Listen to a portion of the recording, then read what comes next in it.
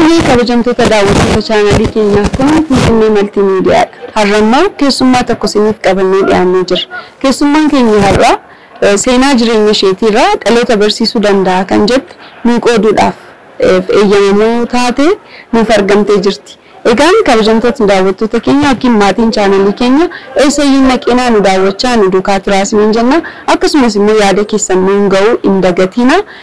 Warreen maatii chaanalii keenyaaf haaraa taatan ammoo subscribe gochuudhaan maatii nuuf ta'aa isiniin jenna. Amma dhuma sagantaa keenyaatti nu duukaa tura. Yeroo gaarii.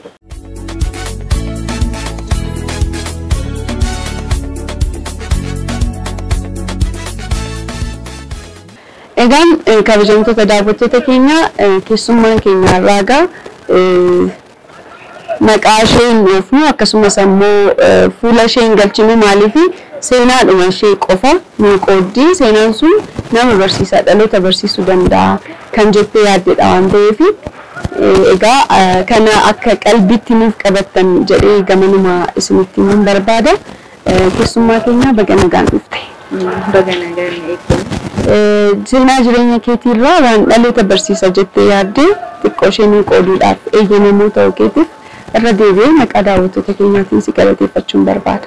Ani gatii affeertanii baay'een si galateeffadha. Baay'ee egaa kabajamtoota daawwattoota keenya xinnoo ishee ifa taasisuudhaaf seenaan jireenya isheetii kan maalidha kan jedhuu fi seenaa bultii ijaarratanii daa'ima godhatanii jiraachuun akkamidha bu'aa bahii maalii qabaa maal keessa darbama maaltu dhufaa akkam ta'e maal ta'e kan ishee isa jedhu amma immoo maalirra jirti isa jedhudha kan isheen nu qooduudhaaf dhuftee jirtu. Kanaaf egaa dhimmoota kanarrattidha haasaa kan taasisnu jechuudha. Isin eessayyuu naqina nu hordofaa.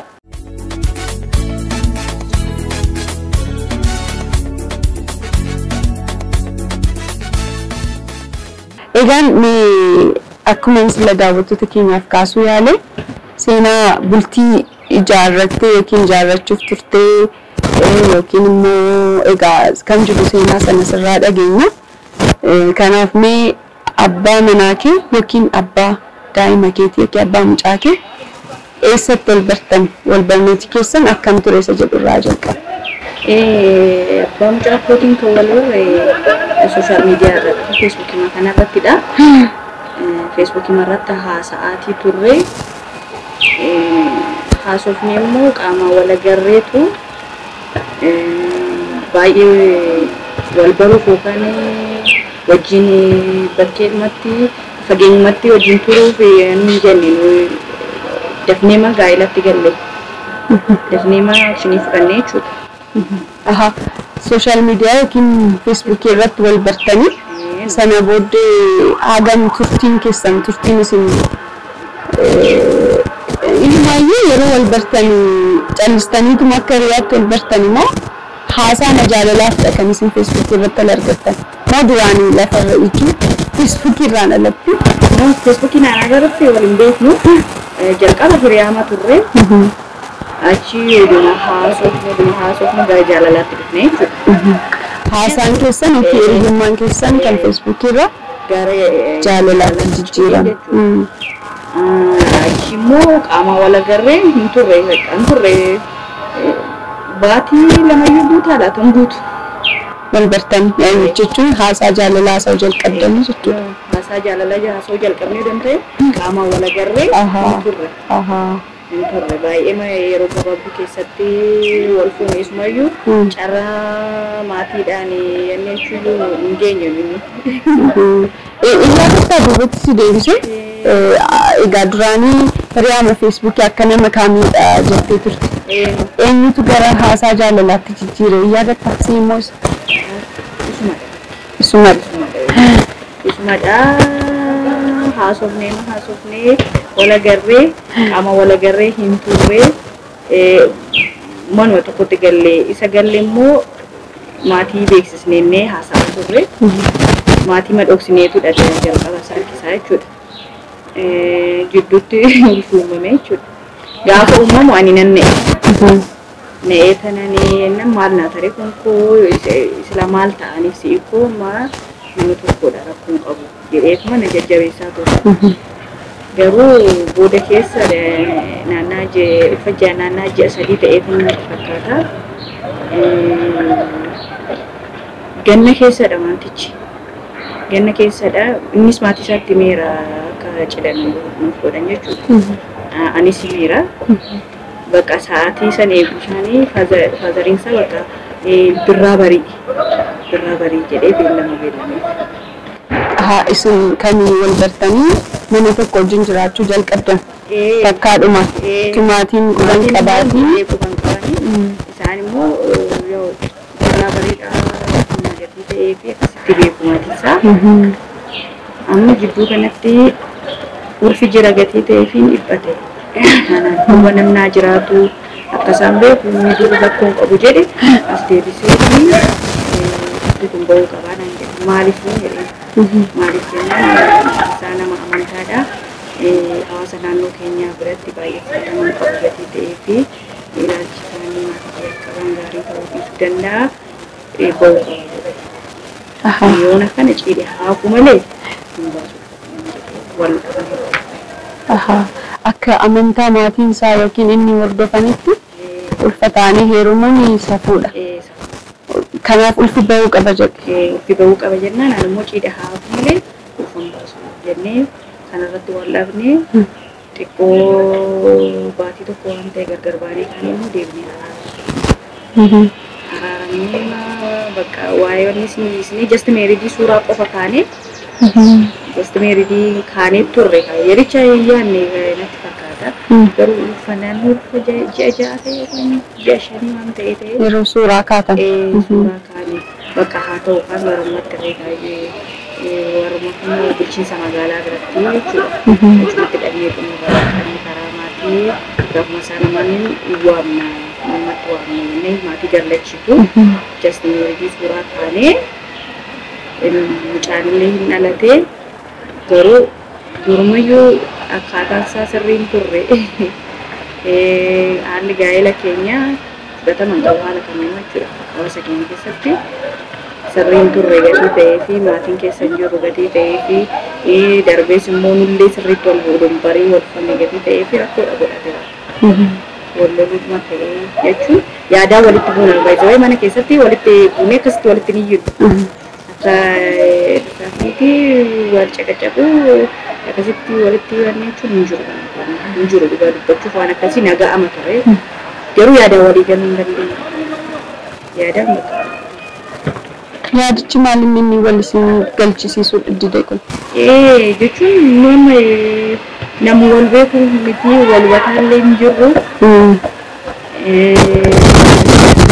Innis hin jijjiirame.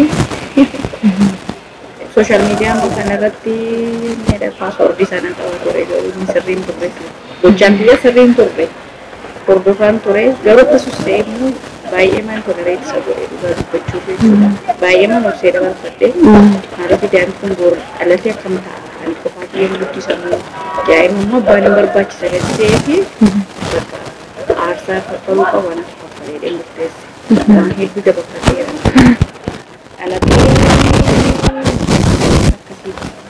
Gargar baanii dhalatee ji'a saddeeti dhugaa dubbachuu fi gaafa gargar baanii waan turmalee natti fakkaata. Ofii keenya qubeelaa baasii lafa addaan si kutiin duubatti si deebisuu barbaade. Wal bartanii sooshaal miidiyaa irratti ulfii uumamee sana booddee maatiin saas kan keessana booda dhaga'an itti ulfii uumamee booddee tarii amma haalli baratame kan jiru durbiif dhiirri tokko wal jaalatu egaa seera fuudhaa fi heerumaa Oromoon seera hedduu qaba isaan keessaa tokko isa kanadha. Ofii dura ijoolleen dargaggoonni lachuu wal baruu sana booddee gara maatiitti dhaqa. Isin dhaqxeetu maatii kiyya gaafadhu jaarsa ergadhu seera guutii duudhaa guutiin kun jirtu. Sana gochuu dhabuun kee miidhaa fideera bultii koo irratti jettee yaaddu? Keessattuu abbaan koo baay'ee natti tole'aa ture. Osoo jennu mana tokkotti gallee kaaneetu akka carraa ta'ee abbaan kiyya si bira si ilaalu. Ana qofaa jiraachuu kee beeksisa. Gara Wallaggaa kanatti achi darbaa ture. Natti gooree baasumarraanii jechuudha. Bira bulee darbuuf jechuudha.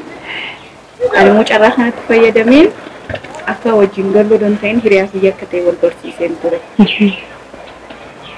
Gaafa san keessisee wanti uumamoo jiraate seerri guutamuu qaba. Oromoon seera qaba, biyyaa qaba. Seerri guutamuu qaba gatii ta'eef of eegee haaluma keenya ilaalee huneetaa bakka akkasumatti ilaaleetuma haala keenya irraa waa hubatee natti fakkaata. Garuu gaafa galgala halkan nagara buleessanii na gorsaa ture. Tasuma waan akkasii akkamiin seerri guutamuu taanaa irra miirawwan tokko yookaan goone jedheen akkasii rakkoon qabu waliin gaggeessee isa booda dhagaa kan uumame gaafa dhagaa hedduu gaddu.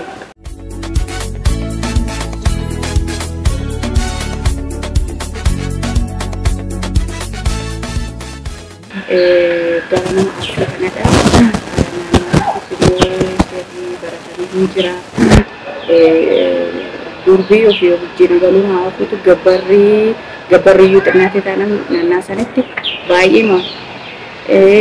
Sanillee ta'uu baatee ani immoo naannaa sanitti miti kanan guddadhee. Sanillee yoo eeguu baatee seerri guutamuu qaba. Adaraa jedhee na akeekkachisee darbii jechaa Saudara garuu kuniin uumame gaafa dhaga'amu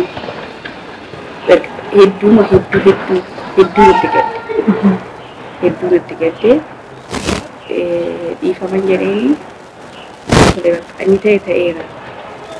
Garuu immoo seerraa guduunfamu. Seeraa tuttuyyuu seerraa guduunfamu naan jechaa ture. Gidduutti odoo seerrichi guduunfamee gargar baanee jechuudha.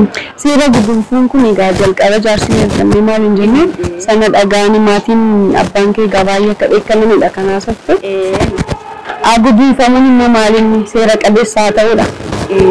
Seera qabeessa haa ta'udha. Maatiin haa barree Oromoon seera qabaa. Maatiin garlachiitu isin eebbisuu qabaadha. Maatiin kanatti amanee fudhateetoo amanee isin eebbisuu qabna. Nuti seera qabna. Seera keenya sun haa guduunfamu. Kana moqofan dagatiin jedhee ergasii faazarin kiyya waa'ee kanaayyuu gadi natti hin kaasne baay'ee natti aareera gadi ta'ee jechuudha. Hedduma kanatti hedduu bakka kana arsana kaffalchiiseyyuu natti fakkaataa kan saafisa. Baay'ee fedhan wanti natti dhaga'amu sirrii diretta. Maatiin sitti gadduu isaaniitti. Kanaafuu bultii ijaarrachuun kee maatii karaa maatii darbuu dhiisuun isaa bultii diigamuu bultii keetiif Seera guddaa qaba sirriidha. Wanta maatiin keessa hin jirre haasaa ijoollee qoda. Namni waan kanarraa baratu jechuudha namoonni kana hordofu jechuudha miidiyaa kana hordofu warri seeraa kan naannoo seenaa kana dhaga'anii kanarraa nu baratu jedhee kan yaadu gaa'ela ijaarratanii maatiin harki maatii keessaa dhabamuu qabu. Harki maatii keessaa dhabame taanaan qonni isaa bareeduu dhiisuu danda'a. Inni kan biraa immoo egaa sooshaal miidiyaa irratti ol bartanii yookiin feesbuukii irratti ol bartanii sana booddee ati paaswoordii isaan qaban ture jette. Ni hordofta turte? Hordofeen. Maaliif hordofta waan shakkitu qabda turte moo maaliif hordofta? Na shakki. Akka carraa ta'een waan kanatti irreen baay'ee mawanni miti sooshaal miidiyaa yerichaan fayyadamu. Seenee ba'ee callisee waan jechuun illee sooshaal miidiyaa maal akka ta'e hin beeku jechuun hin danda'amu. Badaattiin fayyadamu. Fayyadamu ta'eef jechuudha. Garuu isumarraan bahe. Bahuu isumarra jira, baduu isumarra karaarra isuma qorqoraa deemu waan kana jedheen seenee gaafa jalqaba seenu jechuudha. Wanti mudatee jechuudha. Wanti argee garuu gaariin turre ta'us garuu isas immoo tolareet godheera. Naannaa jechuun naannaa ji'a shanii ta'ee kana wanticha kana ji'a shan ji'a ja'an guutu. Maal godhe nama dubartii kan biraa duukaa? Isaa yaa inni faayir eejiidha hubachuus nan danda'an jechuun waan hubatamudha garuu wanti immoo jechuun gaaffisitti ta'us immoo hin jira. Seenaa sanarree haasawwan barbaadu deddeebisa garuu ilaaleera achumarraa gaafa nu badhuudha. Isayyuu ta'e ani ittiin horiin maaliif akkas ta'a jedhee hin jenne garuu ሁኔታ ሰነራ ላሌቱን ቀማንቱ ጋሪ አካንታን ከናፊ ሶሻል ሚዲያ አቲስ ዋን ሶሻል ሚዲያ ረት ሲበረ akkasuma dubartii kan biraa wajjinis ni haasaa jetteetti shakkite moo jalqaba akkasumatti garuu jalqaba gaafa ilaalu yoo galu soboonni dhagatii ta'eetini shakkii ilaale malee akkas godhee yaadeen ergan argeetiis immoo isa hubachuuf yaaleera isa gaafattee waan sittin waan ifa sii taasise qaba jechuudha. Kanneenis balleessaa tokkodha. Innis balleessaa tokkodha jecha gaafachuun qaba ture. Argiteetuma callistee? Argeenan callisee bakka daa'imti koo dhalateetoo ji'a 8 boodaadha waan karaa toonaan itti kaasee jechuudha. Naannoo ji'a 6 ta'ee fakkaata kan itti kaase. Daa'imti dhalatee ji'a 6 gaafa ta'u isa dhumaan itti dubbadde. Isumayyuu afaaniin miti kan itti dubbadde. Feesbuukiin iskiriinshot godheetan itti erginu jechuudha. Inna'ee dhiifama jedhee anis nan dhiise. Maaliif akkas godhe garuu jechuun maaliif jedhee miiricha gaafadheen ture. Yaa ani hammeenya yaadee miti haasaa mi'eeffachuuf fedhe gabaabsee maa jechuudha. Tole haa ta'u deeman dhiisee. Dubbicha garuu dubbiin jabaa ka'ee ani bakka hin barbaadu jennaan obboleettii kootii hiriyaasaa waan jechuudha. Akka jaallatu jechuudha. Innis waa himateera garuu oduu jennu immoo balleessan kan isaa qofaadha jechuu hin danda'u. Namni wantaan osoo hin beekin immoo isa miidhagee jiraachuu danda'a. Maaliif yeroo himannaa isaa sanirraa wanta hubadheetu jira jechuudha. Himate jechuun wanta ani yaadiin bakka akkasitti yaadaa jedhee wanta ani yaadiin faa himate ture jechuudha ta'ee. Wallo egaa kana jechuun daa'imni dhalatee ja'a booddee wallon tan. Wallon odoon ta'een anatu bakka dhumarra ga'e. Dhumarra ga'een adda baanee murtaa'aaf waan kun adda baanee jedhee yeroo citan akkasuma. Maaliif adda baane jechuu barbaadde? Wanti ilaalu bakka natti tolu na ollatti ta'e. Karaa isaa wanta argu. Iskiriinshot godheetti ergee ta'anii gaafa akka isa argu baruu inni obboleettii koo fi jaarsummaa.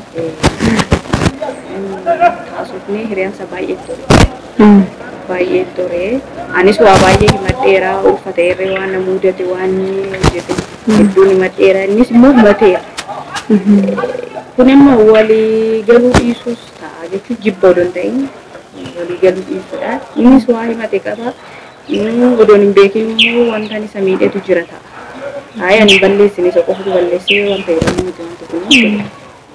Gaa'ela jechuun immoo wal hubachuudha. Haasa'uudha. Balleessaan koomuu tokkoffaan haasa'uudha. Argeera kana maaliif akkas goota odoo hin jedhee. Yeroo maal sanatti sammara hagamni fagaatu qoodan callisee malaalu. Maaliif akkas gootee jedhee dinaa sochisiiseera ta'ee yookaan inni isa ta'a maaltu beeka. Anis dinaa sochisiisnee isa dhumaarra geenye achi ji'a 8 booda deebiin ji'a 8 ta'ee kan inni deeme deemuusaatti wanta akkallee gaddibbee ta'ee naasuun illee wanta namatti dhagahamne yeroo gadi deemee daa'imti koo yaada baay'ee ma yaada.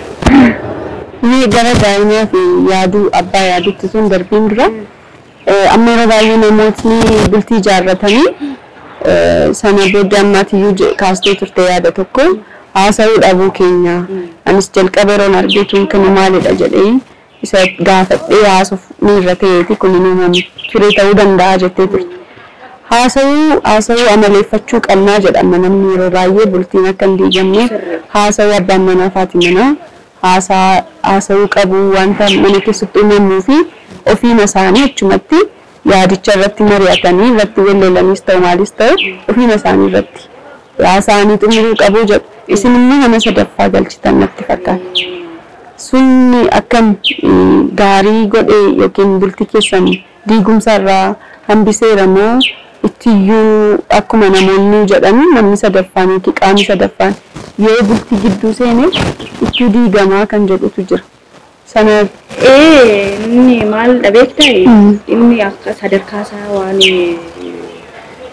kana murteessu natti fakkaata sadarkaan itti jechuun qabni sadaffaa seene suni sadarkaan isaa waan murteessu natti fakkaata ammarra taa'ee gaafa yaadu jechuudha amma jalqabarraa sadarkaa sadarkaa kan godhe sana jechuun gabaamatti gaafa kana arguu dhiisi wanti gaariin ta'ee donaa sobsi ana targi inni na argite ta'ee ciruma yaadee ture digaleera ani garuu hordofaan ture ooxinnaati kana jechuun akka ara waggaa tokko olii kan hordofee garuu dubbadhu inni isa jedheen eega ture yaricha ni yaadu isa jedheen eegatu yaadudha gabamoonni itti cime sadarkaa dhumarra gaafa ga'uuni sadarkaanni waan kun sarara taa'ee yaanni irratti gaafa ga'uudha iskiriin shukkuleetti arginu inni sun sirrii miti beektaa amma laal qaamni sadaffaan si'a tokko maatii keessa yeroo itti seenus hin jiraakko garuu yeroo kamidha odoon dura mari'achiisee dideera ta'ee qaamni sadaffaa seene kun bakka wanti nani gochuu qabu godheetu ga'ee sadaffaa sanii kun garuu sadarkaa sadhumaarra ga'ee kami sadaffaa seenee matuma yoo haasofnee beeknu kana jedhee kaasee callisteetu mootii xiqqoo ammasuu waan dubbachuu qabe erganii sattee ergeeti maayini darbeetu sumayyuu ni dubbadhu sumayyuu jechuudha. Sanniin egaa adda baatan. Deemuu isaatti naanii sodaanni waayyuu natti hin dhagahamne gadillee natti hin dhagahamne fiixee raga'ee ragatii ta'ee jechuudha. Karaa kee waan argite waan hedduu waan tureef baay'ee sitti hin dhagahamu. Waan jedhamu waan na keessaa dhumatee fi waayyuu natti hin dhagahamne. Galeen namoonni daa'ima kulaalu daa'imti ammallee karra laalti umurii isaanii inni fe'ee yoo kana bakka dhagahamu qabe jechuun anatu daa'ima kana lafa kanatti fidee gadi ta'ee fi haasaa kaffaluu qabu anatu kaffala. Malee daa'imti waan beeknetti adabamuu qabu jedhee yaadee abbaa isaa kan kana. Abbaa eenyuti? Abbaa isaati. Akaakayyuu daa'ima keetti? Abbaa beeknetti. Akaakayyuu daa'ima keetti? Akaakayyuu daa'ima kootti himee dhuga dubbachuuf baay'ee horiyaadha. Quban qabantu. Qaban ta'e. Erga jechuun osoo jennu dubartoon sileessa jechuudha. Erga waan kun uumamee ani dahuu koo baree dhufanii na gaafatanii maatii isaa. Kanaafuu fudhatanii irratti amanan. Wanni seeruma santu gudunfamuutu hafe malees isaan aksatti godhan jechuudha. Dhufaniiru mana gaafataniiru hin beeku wajjin jiru beeku gaafanitti immoo baay'ee horiyaa. Kamitti kun baay'ee horiyaanii ani sadii qaba sirraa akkasitti horiyaanii dhufan jedhama booda kan egaa bilbilee fiira na ilaa turraan isaa jechuun yeroo inni dhufmanaan jedhan sanarra gaafa dabarsanii haalitti jaarsummaadha. Garuu jaarsummaaf haa ta'uu dhimma biraaf haa ta'u garuu hin dhufu ture. Guyyicha natti himanii turanii guyyicha sana eegeen ture dhufnee dhufuu dinnaan hin dabalee fi nan dhufa hin dhufnee nan hin jenne. Dhufeen hin galee naan hin jenne nan dhufaa jedha. Akka carraa ta'e nama biraarraan dhaga'e. Dhufuu isaanii sin argin deebi'anii. Egaa hojii geessee dhufanii si ilaalanii deebi'anii adda bahuu keessan hojii dhaga'anii booddee nan dhufaa naasofnaa siin jedhan. Gaafa nama biraarraa dhaga'u waa akka dhalate naa galeenis bara. Dhufanii sin argin deebi'anii jechuudha. Jechuun san caalaa koorsi gochuun barbaanne gadi ta'ee nan dhiisee abbaa koo garuu nan dhokse. Yeroo dheeraa booda dhaga'ee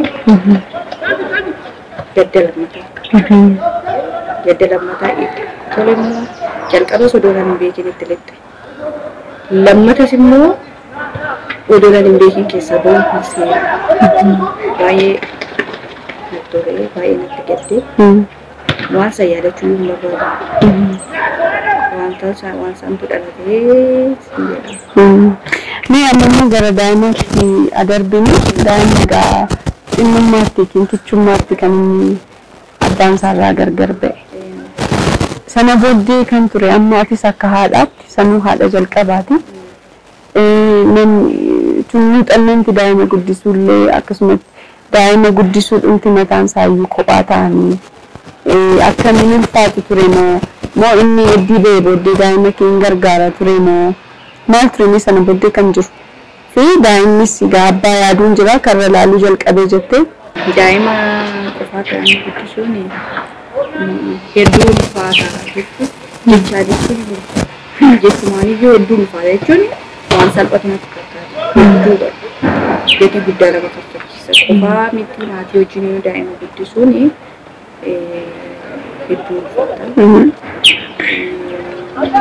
Tokkoffaa daa'imti yaaddi ni jalqaba. Isarratti waan hedduutu jira. Kana warri beeku ni hubatu yaada. Daa'ima qofaa guddisuun hin gorsa. Cirumayyuu murafamus hin yaadamu.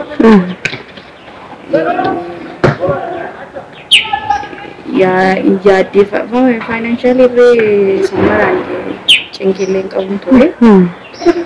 Garuu inni isin gargaara. Hojiin qabda. Hojiin qaba. Hojiin qaba gatii ta'ee fi dhibee tokkollee qabu. Inni isin gargaara godhachuuf jechuudha. Still ammayyuu. Garuu yericha lola OR turre gatii ta'ee fi dhufee hin laalu. Daa'imti garuu tutturama gaafa booltu jechuun abdii kutattee fakkaata.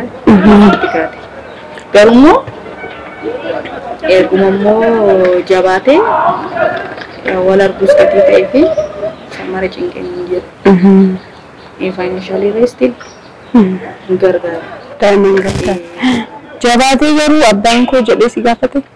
Yaa ta'e hin beeka ufamansiisee naannatti fakkaataa dhugaa dubbachuuf abbaa koo jedhee nan cekkee beeka haa yoo barbaade bilbilinaan dubbisamu naan jedha. Abbaan illee hin bilbilaaf yeroo waalaa soosisu gatii ta'ee fi waan bare natti fakkaata jechuun akkasumatti jiraatu jedhee yaada ta'in naalaatan jedha wariisaa maqaan. Malee wal duukaa maaliif hin jiraattan jedhee si gaafatee hin beeku.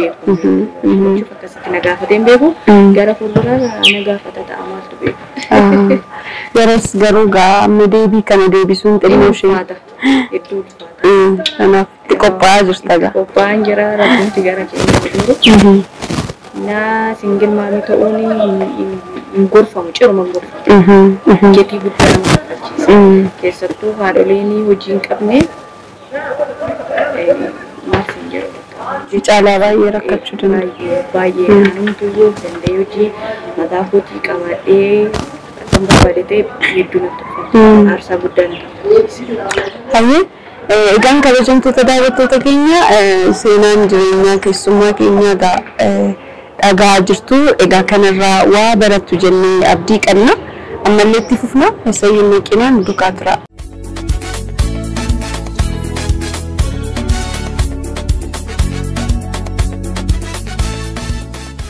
Egaan dubartoota biratti keessumaa waan hawaasa keessatti baratametu jira. Dubartiin takka yoo ulfooftee yookiin daa'imni yoo dhalate daa'ima kootiif jedheen ituma namni dhiibbaan abbaan manaa ishii irratti taasisu namni bakkeen iyyuu ifatti argu danda'anii kan jiraatan jiru. Maaliif dhiisii maaliif addan baasatirraa yoo jedhanillee daa'ima kootiif jedheen kan jedhan jiru. Ati daa'ima keetiif jettee maaliif obsitee isa duukaa jiraachuu dadhabde? Daa'ima koof jedhee koo hagan danda'u tureera. Waggaa tokkicha isaanii kanaan callisee ilaalaa tureetu sababa sanidha. Haadholiin aarsaa guddaa kaffalu. Siif galeera. Isarratti immoo gaafa dhumarra gahee deemuu jennee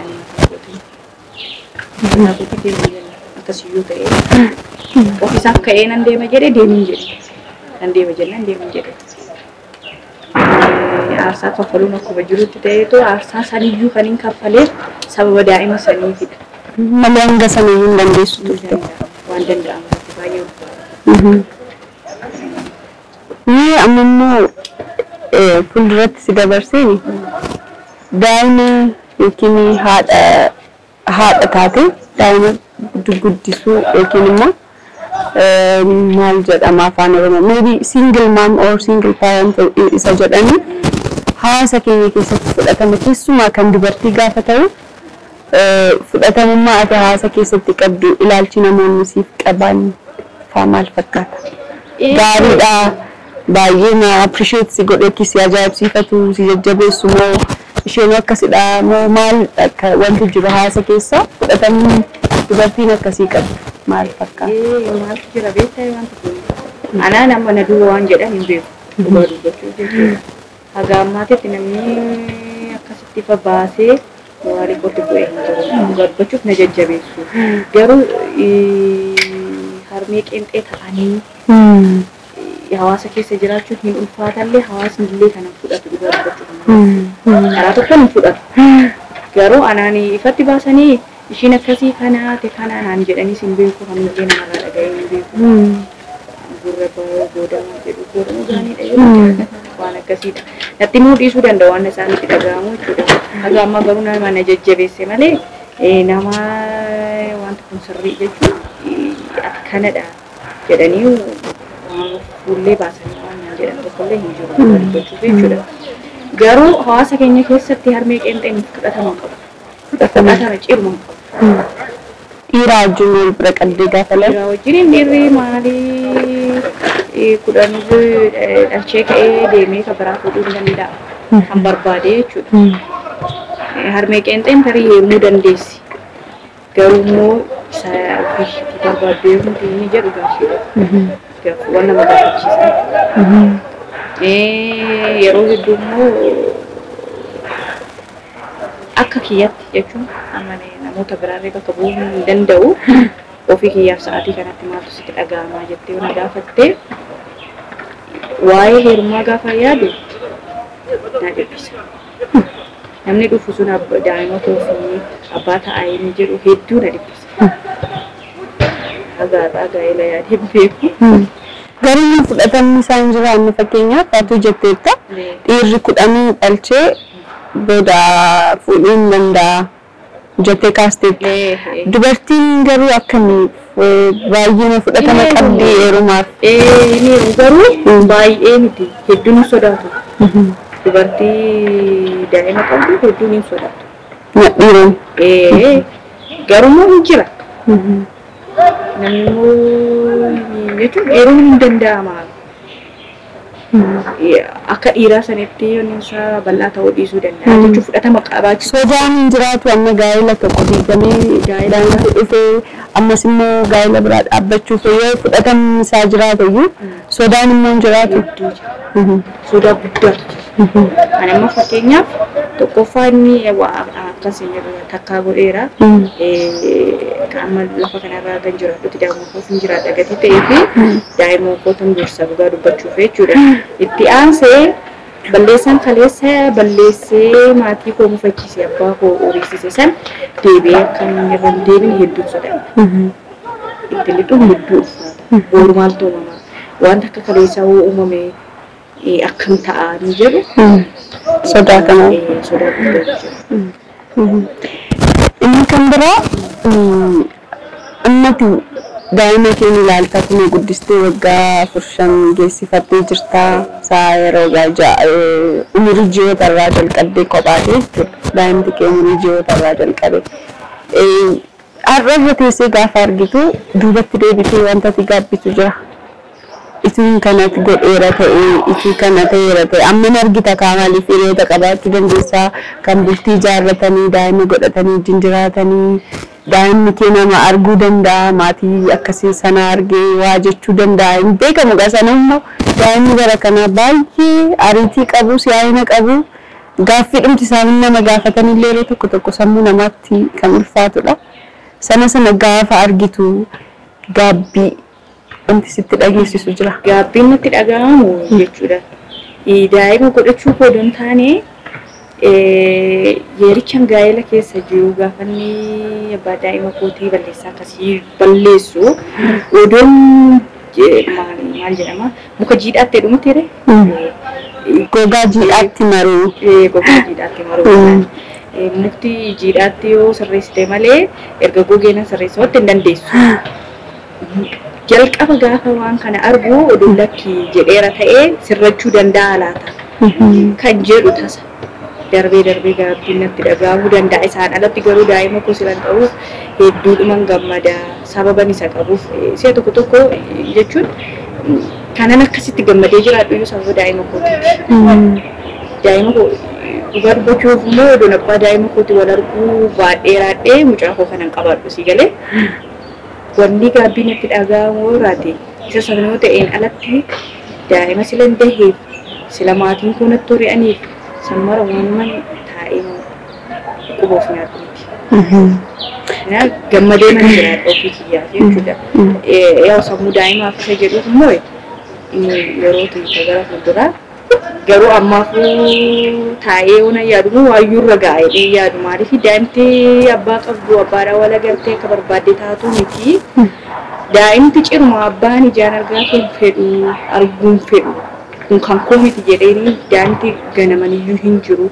Darbees daa'imti abbaan irraa duute illee hin jirti. Nama guddatu si galeera. Kan kunimmoo carraa qaba. Abbaan isaa akka abbaa kan ta'ee nama guddisaa jira. Gargaaraa ilaafi wal arguu naasa'u. Maaltu itti dhadheree dirqama maatiin wajjin jiraachuunis sammara barbaachisaadha jedhee ofii itti dhiphachaa hin jiru. Inni kan biraa immoo maaltu jira seetu? Amma fakkeenyaaf namootni atiyyuu dhageessee yookiin daawwattoonni keenya illee dhagaan yookiin arganii ta'uu danda'a. Dubartootis ta'e dhiironni yeroo tokko akkas bultii yookiin gaa'ela yeroo tokko dhaabbamee ittiin turiin daa'imti uumamee gidduudha. Yeroo bultiin sun diigamu daa'ima isaanii gara maatiitti fa'aa kennuu dubartoonni keessumaa maatiitti kennanii kan akka nama daa'ima hin qabneetti iyyuu jiraatan yookiin bultii fa'aa ijaarrachuuf yaalii godhan yookiin ijaarratan illee hin jiru. Ati sana gochuu maaliif hin barbaanne? Dhugaa dubbachuuf maal jedhama warra dura karaa banan ta'uun barbaada. Baay'ee hedduudha jechuun nama muraasaadha namni dhalasaa amaneetoo dubartiin dhalashii amanteetoo jechuun nama odoon ta'ini warri dhiiraa hedduminaan nama muraasatu daa'ima isaa dhoksa malee hin dhoksamne natti fakkaata. Kan argetti baay'ee miti jiru warri dhoksa warri dhiiraallee jechuudha. Dubartiin qubaan ani ofii kiyyaaf jechuudha ana wajjiniin nama muraasan beeka. Nama dhala isaanii amananiitoo ni dhala qaba jedheema fuulduratti ta'ee himate nama muraasadha. Inni manii dhoksu. Kuni kan ta'e garuu rakkoo haadholee kan ta'e rakkoo hawaasaadha. Hawaasa biratti dubartiin daa'ima qabdu fudhatama hin qabdu gatii ta'ee fi daa'ima isaanii dhoksuun furmaata itti fakkaata. Dhoksanii maatii bira fa'aa dhoksanii lafa ofii jiraatanitti akka waayuu akka haaraa akka qarree akka heerumanii yookaan immoo daa'ima hin geenyeetti deebi'anii rileeshinshiippii biraa keessa galaniitu erga heerumanii fa'aa dhagaa abbaa manaanii maaf na dhoksitee dubbii ta'ee maatii deeggaman amma hedduun beeku.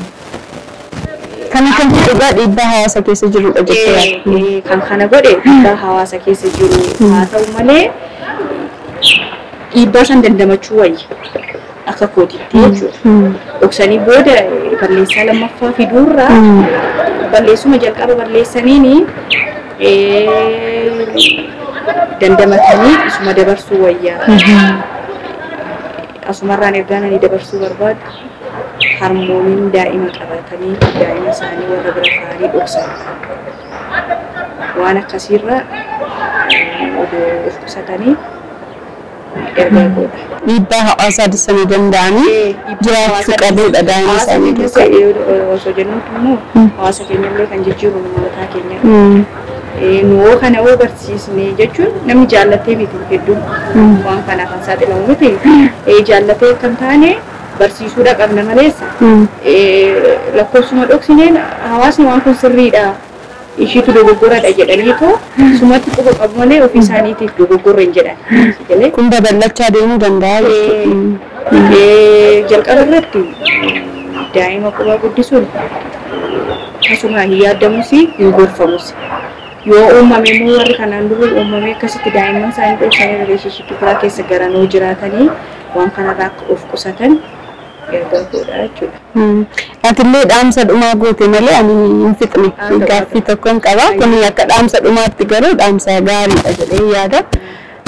Maaltu jira kan biraa immoo bultiin yeroo ijaaramu amma barsiifataan isa ta'u wantuma mul'atuun immoo ifatti wanta hojiidhaan mul'atuunis maaltu jira dubartiitu mana ijaaraa mana utubee dhaabaa bultiin hedduu ijaarame booddee maaliif dubartiin uumamaan bilchina qabdi uumamti waan kennee fi kennaa addaa tokko qabdi kan badhaafamte uumamaanii jedhama.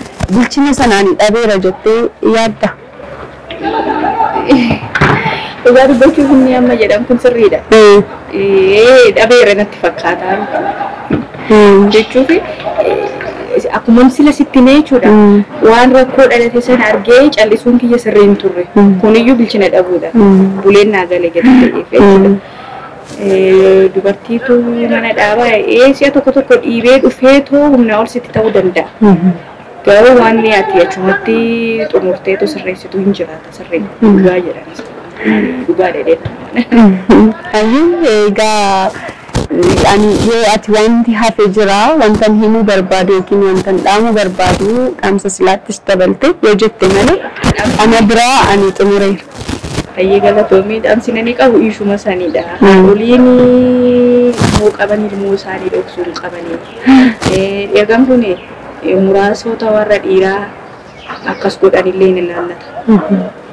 Maaliif boo gaabbee daa'ima isaa bira dhufuu barbaadee isaaf gaarii miti. Haati yaadannaan neeffanne abbaan kee kaleessa si ganee haadha si yannee dheettee daa'imatti himuu dandeessi. Daa'imatti wanta akkasii ni himamu. Wanta akkasii ni himamu. Garuu abbaan kee kaleessa si gateetu har'ammoo deebi'ee dhufe jettee daa'imatti himtee sammuu daa'imaa miidhuu dandeessa.